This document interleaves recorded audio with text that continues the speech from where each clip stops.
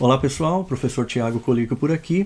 No vídeo de hoje eu vou dar continuidade aos vídeos que eu venho fazendo sobre meu livro Progresso às Avessas, que será lançado pela editora Estudos Nacionais, e vou dar continuidade à análise de profecias marianas, de aparições, revelações privadas de Nossa Senhora. Nós falamos anteriormente de La Salette, depois Fátima, Garabandal, e a quarta aparição que eu abordo no meu livro são as aparições de Medjugorje.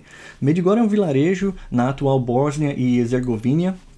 Na época que as aparições tiveram início, em 1981, ela fazia parte, junto com outros países da antiga Iugoslávia, que era do bloco comunista. Não era necessariamente parte da União Soviética, mas era parte ali dos países satélites do comunismo, do bloco do leste europeu. E no início muito repressivo, e depois, com o passar do tempo, foi um regime que se tornou um pouco menos opressivo, e no final ali do regime, na época que estava tendo as aparições, era possível, por exemplo, até ter turismo.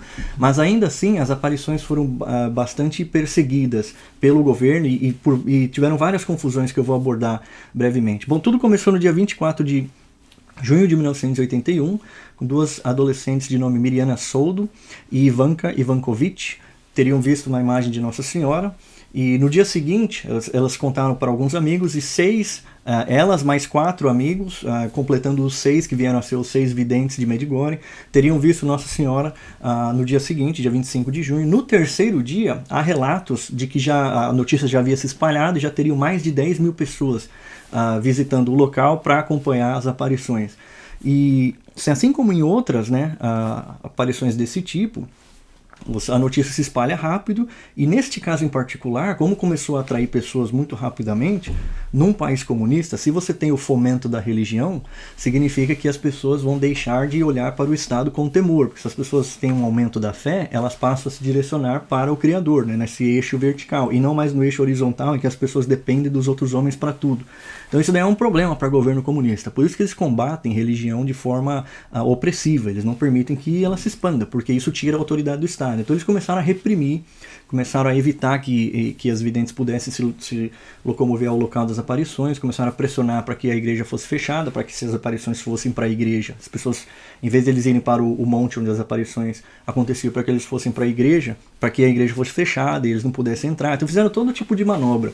O bispo local, ele chegou a ser preso, foi condenado a 3 anos e meio de prisão, depois reduziram a pena dele para 1 ano e meio. Mas foi uma perseguição bem intensa. Naquele caso, mais especificamente, porque tratava-se de um país comunista, Mas isso aconteceu por outros motivos, de outras formas, em praticamente todas as aparições que lidam com assuntos relacionados a fim dos tempos ou profecias relacionadas a problemas dentro da igreja.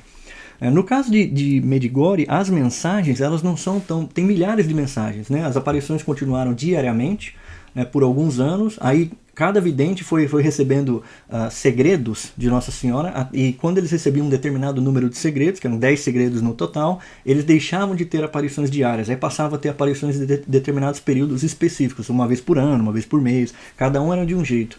E as mensagens, são milhares de mensagens, elas não são tão proféticas como, por exemplo, as mensagens de Fátima.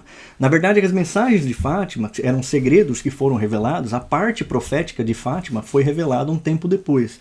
As de Medjugorje, nós temos 10 segredos que nós sabemos que foram passados para os videntes, e esses segredos, os 3 primeiros são tratados por eles como obras de misericórdia, que podem ou não ser punitivas. O terceiro segredo, a única informação que a gente sabe sobre ele é que ele não será punitivo, será um milagre, uma obra de misericórdia de Deus para chamar as pessoas à conversão. Seria algo parecido com o que vai acontecer em Garabandal. Teria um sinal visível que quem estiver presente no monte onde as aparições começaram poderá ver, e os infiéis, os não crentes, se converterão, passarão a acreditar. Os doentes seriam curados, coisas desse tipo. E a partir dali, do 4º segredo em diante, seriam eventos punitivos. O que é interessante aqui é que em 1985 esses segredos foram revelados para a primeira vidente, todos os 10, no Natal de 1982, então 1 ano e meio após o início das aparições. E em 1985, Nossa Senhora revelou a essa mesma vidente, Mirjana Soldo, a que recebeu os 10 segredos primeiro, de que ela deveria escolher um sacerdote que, junto com ela, entraria num retiro espiritual 10 dias antes de cada segredo acontecer. E 3 dias antes do evento acontecer, este sacerdote deveria anunciar ao mundo qual é o evento, quando vai acontecer, e todo mundo deveria ficar sabendo com antecedência. Então, de 3 dias nesse caso. né? Para cada um dos 10 segredos iria acontecer este processo. Então, assim, as aparições estão acontecendo até hoje. A gente não tem acesso ainda ao conteúdo dos segredos, não tem alguma informação isolada. Nós sabemos que o primeiro segredo tem numa das mensagens há uma descrição, né, de que uma visão de como seria este primeiro segredo teria sido passada para Miriam, ela teria visto como num filme, e que há um diálogo dela com Nossa Senhora, ela perguntando, mas por que tão cedo, por que tão logo? Porque dá a entender que seria uma punição, porque o que é descrito por ela é que a terra tremeria e que uma região da terra ficaria desolada. A gente não pode, é difícil, a gente tem a tendência de interpretar isso de forma literal, mas essas mensagens, essas visões, elas vêm cheias de simbolismo. Todas as mensagens de La Salette são assim, as mensagens de Garabandal são assim, de Fátima são assim.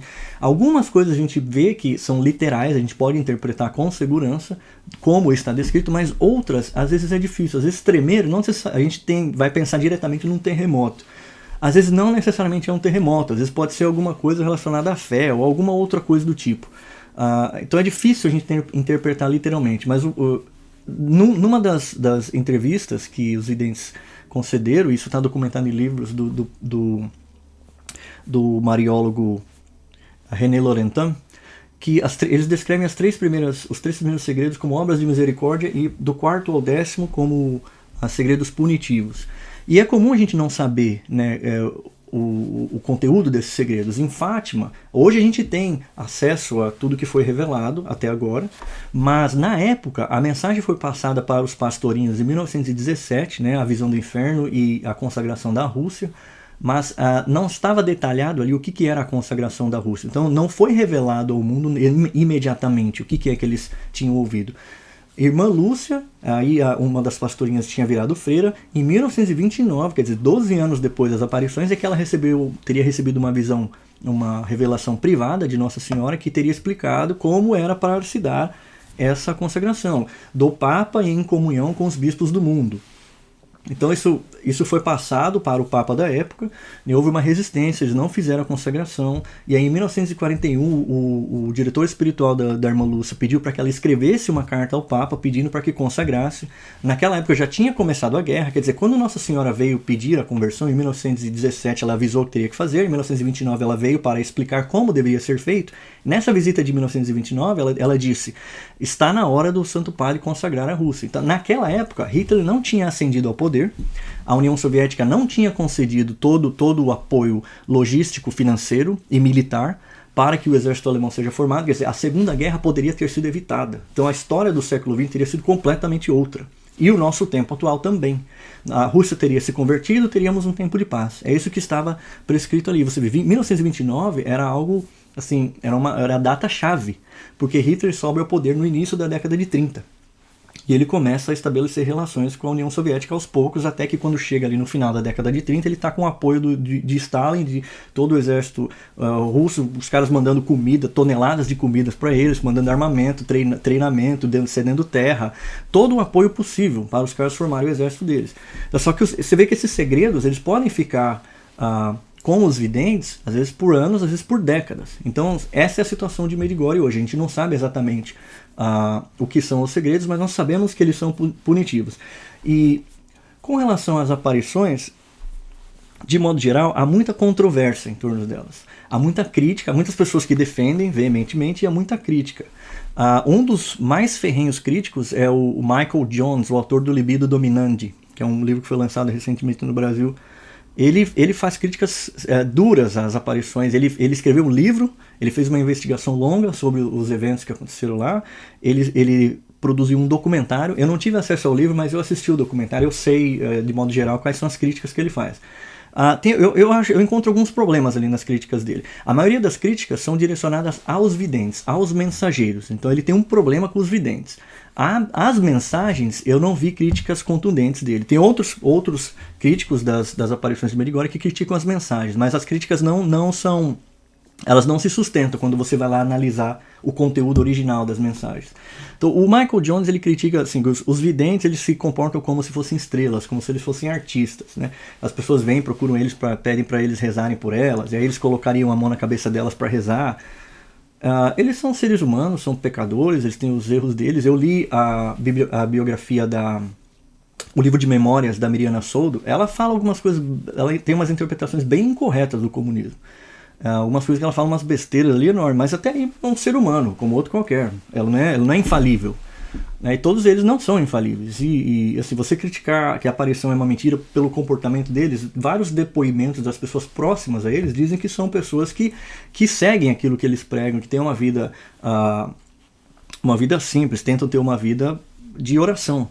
Né? Então, assim, essa crítica me parece um pouco fraca, não se sustenta, e não é suficiente para você rebater os fenômenos. Outra crítica que ele faz é que logo no início das aparições surgiu uma agência de turismo na Califórnia, nos Estados Unidos, que começou a fazer viagens de peregrinação. Então, que eles teriam aproveitado aquele fenômeno para criar um business e ter lucro. Também é uma crítica muito, muito fraca, porque todas essas aparições elas têm business de turismo para você ter peregrinação. E todo santuário ele tem uma lojinha lá de souvenirs para você comprar as coisas. Isso não caracteriza que há uma ilegitimidade ou que estão tentando tirar proveito dos fiéis. Né? Porque isso daí é comum a todas as grandes aparições. E há uma peregrinação muito grande em Medjugorje há várias décadas. Um outro problema é que assim, teria tido um dos freis lá da época, uns padres franciscanos, que teria sido o diretor espiritual dos videntes. Ele teria fundado uma ordem franciscana em que na mesma casa ficavam homens e mulheres, freis e freiras. Isso não pode acontecer, porque normalmente as ordens são separadas. Você tem todos os homens numa casa e todas as mulheres numa outra casa. Eles não estão convivendo fisicamente no mesmo local, a não ser para celebrações, mas eles não moram juntos, por uma questão óbvia, tem que separar.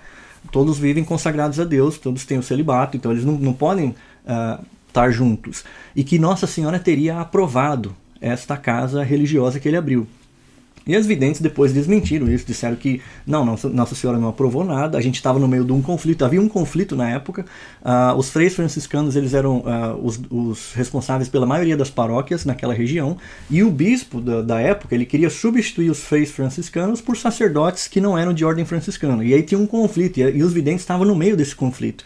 E por outro lado, a polícia do comunista tentando pressionar eles para acabar com aquilo ali, achando que era tudo uma palhaçada, que estava atraindo muita gente, religião é um problema. Então elas estavam no meio daquela confusão. Elas disseram que estavam sendo pressionadas por todo mundo, mas que Nossa Senhora nunca teria dito para eles que aquilo ali foi aprovado.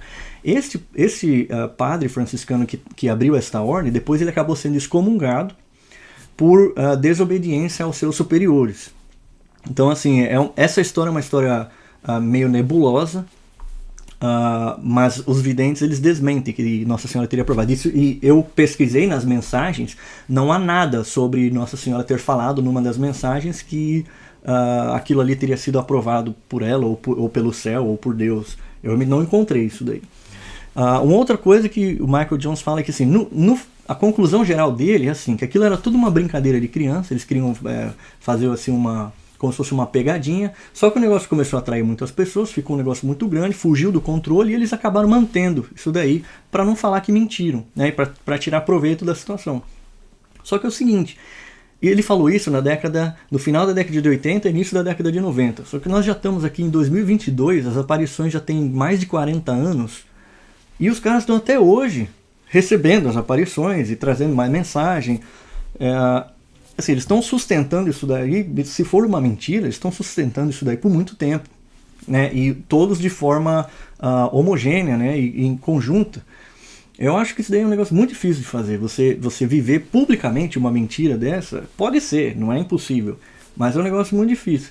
E veja, para ter sido uma brincadeira de criança, o negócio demorou 1 ano e meio para que a principal vidente recebesse, né, os 10 segredos que ela recebeu. Em 1 ano e meio, talvez eles teriam tido tempo suficiente para pensar, isso aqui está indo longe demais.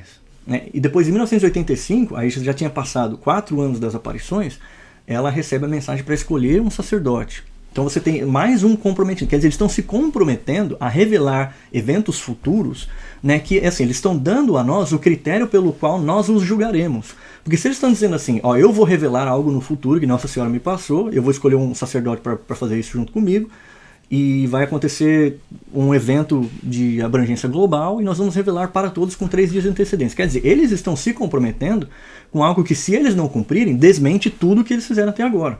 Então, assim, eu acho que você ter feito isso aí nos 3 primeiros dias até dá, mas eles tiveram 1 ano e meio recebendo aparições diárias até que o último segredo fosse revelado. Eu acho que é tempo suficiente para eles pensarem assim, não, eles vão fazer besteira se a gente falar que vai revelar uma coisa. E se a gente não revelar, as pessoas vão, né? O que vai acontecer? Eu acho que essa crítica também é complicada. Eu acho que eles se comprometeram demais, né, para ser algo assim, apenas uma brincadeira de criança. E quanto às mensagens, né, muitas mensagens criticam que essa Nossa Senhora que aparece em Medjugorje seria muito ecumenista para ser a verdadeira Nossa Senhora. Porque tem mensagens que diriam, por exemplo, que para Deus todas as religiões são iguais. Quer dizer, então ser muçulmano é igual a ser católico. Só que quando você vai ver a mensagem que as pessoas se referem, teve uma mensagem do dia 1º de outubro de 1981 que diz assim, precisamente, para Deus, todos os membros de todas as religiões são iguais. E não tem nada de errado nisso. Quem são os membros das religiões? Os seres humanos, de carne e osso, os fiéis ou infiéis. Para Deus, os seres humanos são todos iguais. As religiões foram criadas pelo homem. E é verdade. Cristo criou a igreja, mas a doutrina que foi consolidada, virou um cânon das escrituras e o cânon da lei, isso daí foi produzido pelos seres humanos. Você pode ter inspiração divina, mas aquilo ali é um produto do ser humano. A revelação é divina. Cristo vem como Deus, né, o Deus homem. Mas a doutrina, a religião em si, ela é criada pelo ser humano. A palavra católica não existe na Bíblia, não está nas escrituras. Ela começa a ser usada no início do 2º século, por exemplo. Então, assim, não há nada de errado nessa mensagem. E outras similares a essa. Então, se tanto a crítica aos videntes quanto as mensagens, elas têm alguns pontos ali que fazem sentido, mas elas não são suficientes para você dizer tudo aquilo ali é uma farsa. E ademais, tem outras coisas que a gente precisa considerar, né? O próprio critério para avaliar essas coisas foi dado por Cristo, né? que disse que pelos frutos os conhecerei. Se você analisa assim, os eventos milagrosos que acontecem em torno dessas aparições, é um negócio assim avassalador. A quantidade de conversões que tem, tem o bispo de Viena, na Áustria, ele disse recentemente que assim, se Medjugorje for mentira, eu vou ter que perder metade dos meus seminaristas, quer dizer, porque o pessoal se converte e vai buscar o sacerdócio por causa de Medjugorje. Você tem aqui, por exemplo, esse livro aqui de Consagração a São José, do padre Don Calloway. Don Calloway, ele era um viciado em droga, é um sacerdote americano, ele era viciado em droga, viciado em sexo, usava tudo quanto é tipo de porcaria. Ele estava a ponto de se matar. Ele só não havia se matado porque ele ainda não tinha tido coragem.